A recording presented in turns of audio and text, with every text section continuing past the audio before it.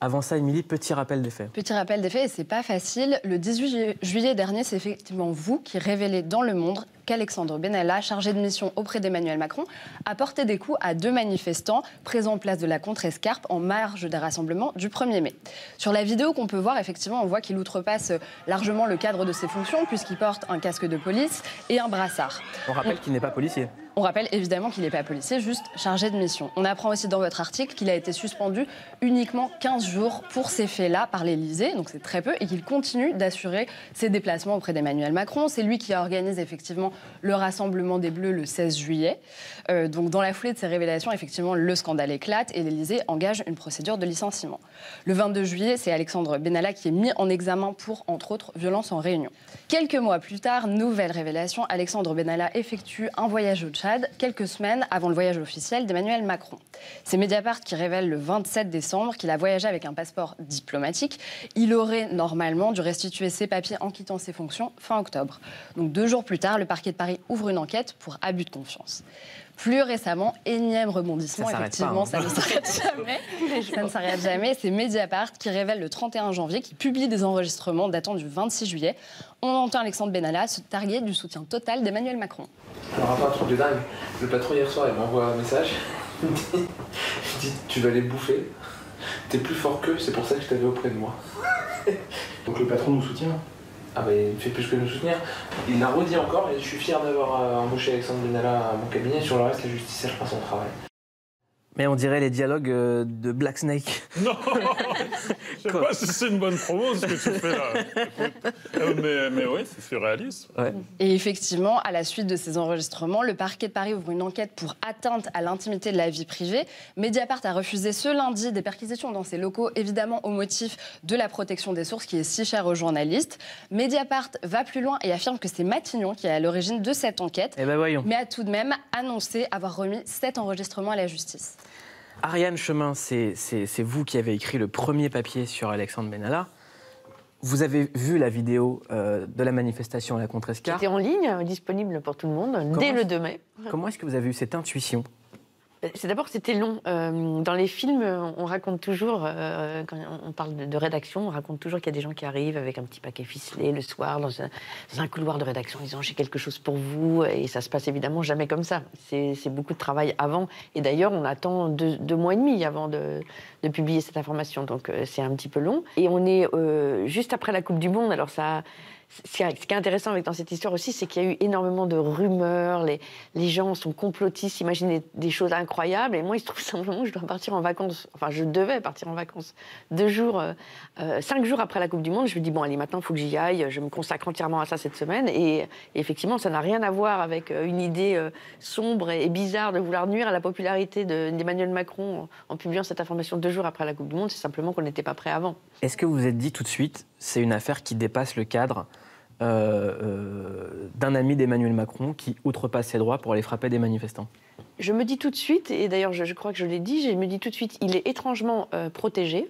Et je me dis tout de suite, ça raconte quelque chose de la Macronie autant que d'Alexandre Benalla. Ça, je me dis ça tout de suite. Et d'ailleurs, vous avez montré, on a entendu l'enregistrement où Alexandre Benalla se targue du soutien du président de la République. Mais la vérité, c'est que Emmanuel Macron n'a jamais eu un mot aujourd'hui, à l'heure où je vous parle, sur Alexandre Benalla. La dernière fois qu'il en a parlé, c'est « je demande de l'indulgence ». Donc il le protège toujours. Il n'a cessé de le protéger depuis le début, en fait. Mais vous arrivez à comprendre pourquoi il continue de le défendre alors qu'effectivement les choses s'accumulent, en tout cas les faits s'accumulent, il y a des rebondissements tout le temps et il continue de les défendre. Parce qu'à l'heure où on enregistre l'émission, on est jeudi, on ne sait pas ce qui peut se passer. On ne sait pas ce qui peut se passer.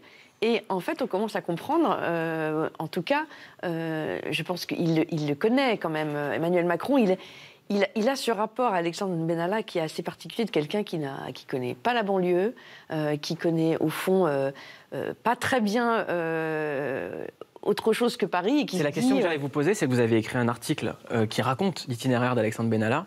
La question, elle est très simple, c'est qui Alexandre Benalla? D'où il vient? Il vient d'Amiens, d'une cité, mais il y passe pas tellement de temps. Il a sa mère qui est prof et il vient pas de la zone, Alexandre Benalla. Hein. On ne peut pas dire qu'il vienne de la zone. Parce qu'il y a eu aussi ce moment un peu désagréable au mois de juillet pendant les auditions au Sénat. Tout le monde disait qu'il est très intelligent. Mais évidemment, il est normalement intelligent. Pourquoi il ne serait pas intelligent?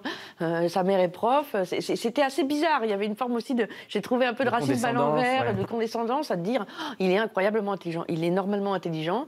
Et pour Macron, il est l'homme qui connaît le peuple. Voilà, parce qu'au fond, il est entouré de jeunes conseillers qui viennent tous à moitié de la Strauss-Kahn, à moitié et qui ne connaissent pas. Et donc, je ne suis pas étonnée. Ça dit aussi quelque chose de la façon dont s'entoure Emmanuel Macron. Mais bien sûr, ça dit beaucoup de la manière dont s'entoure Emmanuel Macron. Et je ne suis pas étonnée, je ne sais pas si c'est vrai, mais quand Alexandre Benalla m'a demandé mon avis sur les Gilets jaunes, je suis sûre que c'est vrai. Alors qu'Alexandre Benalla, il ne connaît pas forcément bien les Gilets jaunes, puisque s'il y a vraiment un endroit où les Gilets jaunes sont assez absents, c'est peut-être justement la cité d'Amiens, mais il connaît personne, en fait, Emmanuel Macron. Donc il est fasciné par ce jeune homme, jeune comme lui, vif, drôle, bosseur, parce qu'il est aussi là du matin au soir, il les aide, etc. Mais il n'a pas compris qu'Alexandre Benalla, il était à l'Élysée à l'intérieur et qu'il faisait des affaires. Et c'est d'ailleurs ça qui est très rigolo, c'est que la Macronie est totalement parano. On l'a vu depuis le début de la campagne. On n'a pas le droit de parler sur un autre canal que Telegram. On fait attention. Telegram, c'est une messagerie cryptée. Sur une messagerie. Et en fait, le problème, le poison, il était là, au milieu, à l'Élysée, au milieu de la Macronie, et ils ne l'ont pas vu. C'est souvent ça, c'est souvent comme ça. C'est souvent quand le danger est le plus proche, qu'on ne le voit pas, on l'imagine à l'extérieur.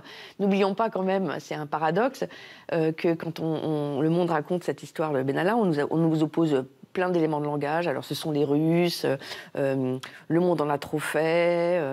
On a oublié un peu, hein, mais tout le monde nous raconte que c'est une pipeau, c'est une affaire d'été, que voilà. Et surtout, effectivement, sur les réseaux sociaux, toute la Macronie explique, enfin, les leaders nous expliquent que tout ça, c'est amplifié par les Russes. Et en fait, Alexandre Benalla avait passé un contrat avec des Russes, mais ils ne l'ont pas vu. Au fond, le danger russe, il était là, près d'eux. Et chez eux. C'est un paradoxe, c'est incroyable. C'est quoi le business d'Alexandre Benalla? Comment il gagne sa vie maintenant? Alexandre Benalla, il avait une boîte avant qui s'appelait Velours, et donc il a commencé à gagner sa vie avant de rentrer à l'Élysée. Donc il avait des contrats, et je pense qu'il n'a pas voulu les perdre. Et donc il a dit à ses copains, non seulement... c'est une boîte de sécurité, c'est ça? Oui, une boîte de sécurité, donc non seulement vous continuez à la faire vivre... une main de fer dans un gant de velours. Exactement, vous continuez à la faire vivre, parce qu'il y a un après, on ne sait pas ce que va devenir Emmanuel Macron dans 3 ans, il y a des élections, donc il s'est dit, cette boîte, il faut qu'elle continue à vivre. Moi, je m'en retire prudemment, mais il s'est aussi servi de ses rencontres à l'Élysée, de son entre-gens, pour aider ceux qui continuaient à faire vivre cette boîte. C'est ça qu'on découvre au fil des jours. Je vous propose un petit voyage dans le temps. Le 24 juillet, à la Maison de l'Amérique latine, Emmanuel Macron prenait la défense d'Alexandre Benalla. On ne peut pas être chef par beau temps et vouloir s'y soustraire lorsque le temps est difficile. S'ils veulent un responsable, il est devant vous. Qu'ils viennent le chercher. Et ce responsable, il répond au peuple français et au peuple souverain. Et attention. Est-ce qu'on peut dire que tous les samedis, des gens viennent le chercher? Cette phrase, en fait, elle est à l'époque passée Thomas un peu inaperçue. Et c'est devenu... À côté, il porte ses couilles, quoi. Là, je suis là, on y va, les gars. Si vous voulez me parler, je suis là. Ouais, c'est du Sarkozy, un peu, non? Un petit peu, beaucoup. C'est vrai, ça rappelle l'orgueil un peu de Sarkozy, par moments qui outrepassait limite sa fonction de chef d'État. Il y a un truc un peu impulsif, pas très réfléchi dans ces sortes de déclarations. Ouais. C'est devenu la punchline des Gilets jaunes, surtout, qui viennent me chercher. Il dit, on te prend au mot, on vient te chercher à l'Élysée. Comment tu la aperçois, toi, l'affaire Benalla, Thomas? Moi, j'ai 2 lectures de l'affaire Benalla. C'est très intéressant tout ce que vous racontez. La première lecture, elle est un peu comme celle du peuple. C'est arrivé après la Coupe du Monde.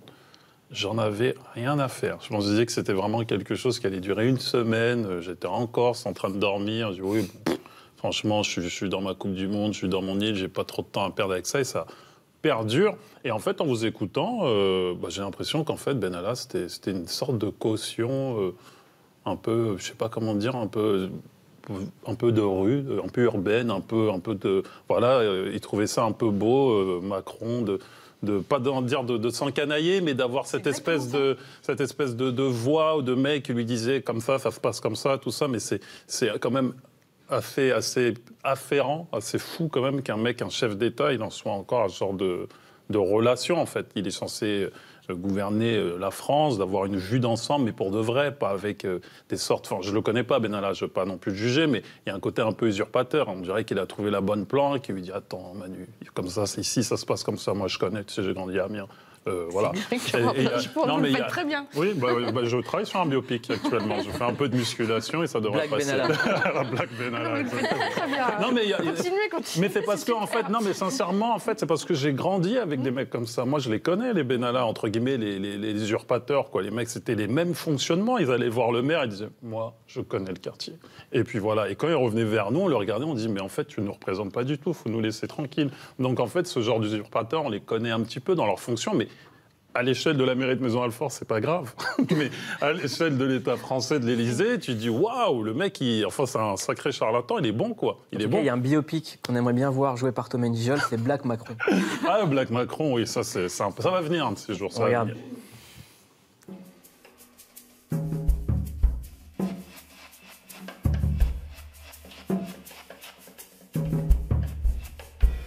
La France doit retrouver confiance en elle. Ouais, confiance. Et bâtir son projet. Je veux libérer l'énergie de ceux qui peuvent et je veux protéger les plus fragiles. Plus fragile. Les plus fragiles. Le texte est bon. Oui. Mais tes histoires de protéger les fragiles... Mais écoute, Black Brigitte, moi je Dans pense la vie, que... c'est marche ou crève. Il n'y a pas de place pour les faibles. Quand j'étais petite au village, je devais me lever à 3 h du matin pour aller chercher l'eau au puits. Et après, je devais marcher 4 heures. Tu crois que j'avais le temps d'être fragile? Tu n'as pas tort. J'ai raison. Oui, tu as raison. Les fragiles, on les laisse mourir là où ils sont. J'aime beaucoup cette phrase. Bulma, notez-moi ça. Les fragiles, on les laisse crever là où ils On sont. les laisse mourir. Mourir. C'est peut-être plus subtil. Qu'est-ce qu'il a, Black Macron? Black Macron, il est fou. Il est faux. Non, c'est marrant, je vois ça avec un peu de recul. Non, c'est une fiction, c'est lunaire, et en même temps, on n'est pas si loin de la réalité. C'est une fiction qu'on peut voir sur Canal, dans l'émission Selon Thomas, qui est rediffusée en ce moment. Exactement. Ouais. Donc je suis très fier. Ariane Chemin, j'ai encore des questions sur Alexandre Benalla. Là, on fait vraiment Alexandre Benalla pour les nuls, quoi. Vous êtes vraiment... non, mais c'est important. On a du mal à comprendre, en fait. C'est un nom qui est dans la tête de beaucoup de gens, mais beaucoup ont du mal à resituer ce type, sincèrement. Thomas a fait un film qui s'appelle Black Snake, qui est un film de super-héros qui se passe en Afrique, où il parle beaucoup des rapports de l'État français avec l'Afrique noire. Qu'est-ce qui se passe entre Alexandre Benalla et l'Afrique ? Eh bien, en tout cas, Emmanuel Macron, quand il est élu, il a dit « Moi, j'arrête avec la France-Afrique ». Vous savez, c'est cette logique qui dure depuis le début de la Ve République, qui veut qu'on fasse des affaires avec les dirigeants africains, des mallettes qu'on passe sous le manteau, des financements de campagne, etc. Il s'est dit « On arrête avec ça ». Enfin, c'est ce qu'il voulait faire, Emmanuel Macron. Et puis, en fait, ça ne s'est pas passé comme ça. Ça ne s'est pas passé comme ça. et notamment, évidemment, l'Élysée s'en défend en disant tout ce que Alexandre Benalla a fait depuis qu'il a quitté l'Élysée, c'est-à-dire le 1er août, ça n'est pas nous. Hein. Mais simplement, Benalla, il est malin. Il se dit, bon, moi, j'ai quand même l'image de l'Élysée, je connais le fonctionnement intérieur, je sais comment ça se passe. Et comme toujours, quand vous avez un nouveau président qui arrive, vous avez ce qu'on appelle les intermédiaires, là, ces hommes d'affaires qui essayent de comprendre comment ça marche à l'Élysée, s'ils ne peuvent pas, évidemment, d'une manière ou d'une autre, faire fructifier leurs petites entreprises, etc. Et ils se sont dit, tiens, Alexandre Benalla, il est sorti de là, il faut qu'il nous explique comment ça marche. Et c'est pour ça que depuis cet été, on voit des tas d'hommes d'affaires, Alexandre Djouri et son fils, mais aussi des chefs d'État africains qui l'invitent, etc. Pourquoi ? Parce qu'ils disent, lui, il va nous expliquer comment ça marche ce truc, ce nouveau monde-là qu'on ne comprend pas, on nous dit que c'est pas du tout pareil qu'avant, que ça marche. Et voilà, c'est pour ça qu'il a eu autant de bonnes fées qui se sont penchées sur son berceau, si je puis dire. Parce que l'Élysée était au courant de tout. Non, pas de tout. Ce qu'on découvre aussi avec Alexandre Benalla, c'est qu'il y avait une sorte de diplomatie un peu parallèle. Qu'est-ce qui s'est passé au Tchad ? J'aimerais bien comprendre, en fait. Au Tchad, il s'en va... Thomas, il est comme ça. À chaque fois, toutes les 2 minutes, il y a une... Non, mais c'est... Le scénario qui se construit. Oui, exactement. Il y a un mot-clé toutes les 2 minutes, parce qu'après Tchad, on sera dans Russie. Exactement. Alors, on commence par Tchad. Okay, parfait. Mais Tchad, il se rend début décembre au Tchad, avec un intermédiaire, par jet privé, Alexandre Benalla. Il rencontre Idriss Déby. Et il se trouve... C'est qui Idriss Déby ? Idriss Déby, le président du... Voilà, et il se trouve que à Noël, le président de la République doit faire lui aussi un voyage au Tchad. Et donc, il y a une sorte de concomitance. Je ne pense pas qu'il y ait un rapport entre ces 2 voyages. Mais évidemment, ça ne va pas du tout. À partir du moment où vous dites on ne travaille plus avec des intermédiaires, etc., vous avez un ancien conseiller de l'Élysée qui arrive, bon, on ne le sait pas encore à l'époque, mais il passe en plus la douane avec un passeport diplomatique qu'il n'a aucune raison de posséder encore. Hein. Et donc, donc, tout d'un coup, ça jette un trouble à la fois sur le voyage, sur évidemment, ça jette un coup de projecteur sur les voyages précédents, une vingtaine de voyages qu'Alexandre Benalla a effectués depuis qu'il a quitté l'Élysée. Et là, on comprend que, il peut peut-être se servir de son ancienne carte de visite, de son entre-gens, etc., pour faire des affaires aux dépens de l'Élysée. Donc là, on arrive à la saison 2, la Russie. Expliquez-moi. La Russie. Et après, il y aura la saison 3, Matignon, et après la saison 4, Mediapart. Alors, la Russie, on se rend compte que sa boîte de conseils velours a passé un contrat avec un oligarque russe. Donc c'est quand même gênant, surtout quand on n'arrête pas de dire, à chaque fois qu'il se passe quelque chose, y compris pour les Gilets jaunes, c'est la Russie, c'est Russia Today qui amplifie tout, etc. Puis on se rend compte qu'en fait, le copain d'Alexandre Benalla, Vincent Kras, il travaillait avec un oligarque russe. Donc ça, c'est l'épisode suivant. Et puis, effectivement, après, il y a l'épisode, si on passe directement à l'acte 4, pour parler comme les Gilets jaunes, on arrive effectivement à ces enregistrements que publie Mediapart, qu'il met en ligne sur son site, où on entend Alexandre Benalla qui parle avec son copain Vincent Kras, qui explique qu'il faut effacer tout ce qui pourrait évidemment poser problème dans les téléphones, etc., parce qu'ils ont fait des affaires, qui se prévaut effectivement du soutien d'Emmanuel Macron. Et là, une perquisition dans les locaux de Mediapart qui laisse tout le monde sans voix. Et en fait, ce qui se passe, c'est que un journaliste de Valeurs Actuelles a posé des questions à Matignon, donc à Édouard Philippe, à son cabinet, pour dire on nous dit que éventuellement l'enregistrement aurait pu avoir lieu dans l'appartement du compagnon de votre chef de la sécurité, etc. Et je pense que Matignon se dit bon, alors moi je veux pas qu'on me reproche, comme l'Élysée, de cacher des choses, donc j'avertis le procureur. Voilà. Je pense qu'ils sont pétrifiés à l'idée que l'affaire Benalla arrive à Matignon, ce qui ne s'était pas encore passé pour l'instant. Et du coup, évidemment, ça a eu, dans l'opinion, l'effet un peu inverse. Qu'est-ce qui lie Alexandre Benalla et Emmanuel Macron pour qu'ils soient autant protégés? Alors, on nous a servi beaucoup la thèse de la sentimentalité, de la fidélité d'Emmanuel Macron. Mais ça, moi, je l'ai entendu pour tous les présidents de la République. On dit toujours, il est fidèle, il était là depuis le début. Ce qui est vrai. Alexandre Benalla, il était là aussi parce qu'Emmanuel Macron, il est candidat sans parti. C'est un homme qui est né de nulle part et qu'il faut une protection et qu'il n'en a pas. L'État ne lui propose pas de protection, donc il faut bien qu'il se protège. Donc, la fidélité, d'accord, mais en politique, on sait que quand même la politique est plus dure que ça. Donc, moi, je pense que à la fois, Alexandre Benalla, il sait qu'il a fait des trucs pas très clairs pendant qu'il était à l'Élysée. Et puis, Macron, il voit que c'est quand même quelqu'un... c'est aussi pour ça qu'il l'admire. Quand vous disiez, c'est exactement le beau mot. Il s'est encanaillé un peu avec Alexandre Benalla, mais il sait aussi qu'Alexandre Benalla, il peut raconter des choses. Et raconter des choses, notamment il avait une société avant qui s'appelait Velours. Ça, Emmanuel Macron le sait. Il a forcément entendu des discussions politiques. Quand on suit quelqu'un comme ça dans la voiture, il peut avoir entendu une discussion avec Bayrou. Il sait comment Macron parle de tel ou tel en politique. À minima, ces secrets-là, il les connaît. Donc, quand on a quelqu'un qui a été viré comme ça, eh bien, qu'est-ce que peut faire la personne virée si elle veut se venger? Faire du chantage. Voilà. On pourrait en parler pendant une heure, en fait.